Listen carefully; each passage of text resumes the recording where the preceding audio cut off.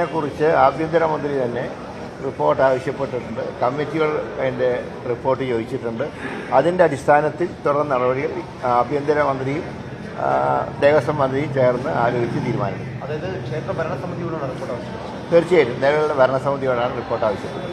ഇന്ന് അവർ യോഗം ചേർന്നിട്ട് ഈ പോലീസ് റിപ്പോർട്ട് തള്ളുകയാണ്, ഒന്നും നഷ്ടപ്പെട്ടിട്ടില്ല. അല്ല, അവരുടെ റിപ്പോർട്ട് ഞങ്ങൾക്ക് കിട്ടി, ഞങ്ങൾക്ക് കിട്ടട്ടെ, അതനുസരിച്ച് നിലപാടെടുക്കും. അപ്പോൾ ഈ പത്മനാഭസ്വാമി ക്ഷേത്രത്തിലൊരു സ്വതന്ത്ര ബോഡിയാണ്, അത് മറ്റുള്ള പോലെ ദേവസ്വങ്ങളുടെ കീഴിലല്ല. അവിടെ കേന്ദ്ര സംസ്ഥാന സർക്കാരിൻ്റെ പ്രതിനിധികളൊക്കെ അടങ്ങിയതാണ്. അതുകൊണ്ട് തന്നെ ഇടപെടുന്നതിൽ ഞങ്ങൾക്ക് കുറച്ച് ബുദ്ധിമുട്ടുകളുണ്ടെങ്കിൽ പോലും ദേവന്റെ സ്വത്തുക്കൾ ഒരിടത്തും നഷ്ടപ്പെടാൻ പാടില്ല എന്നുള്ള കാര്യത്തിൽ ഗവൺമെൻറ് നിർബന്ധമുണ്ട്. അതുകൊണ്ട് റിപ്പോർട്ട് കിട്ടിയതിന് ശേഷം ബാക്കി കാര്യങ്ങൾ തീരുമാനിക്കാം.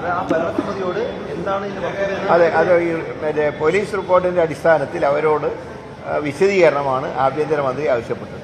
അതനുസരിച്ച് നടപടി ഉണ്ടാവും തീർച്ചയായും.